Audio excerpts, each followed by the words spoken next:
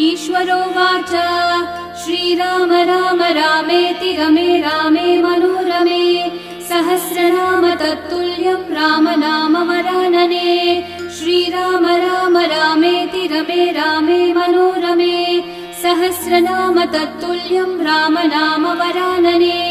श्रीराम राम रामेति रमे रामे मनोरमे सहस्रनाम तत्तुल्यं राम नाम वरानने श्रीराम नाम वरानन ॐ नम इति ब्रह्मोवाच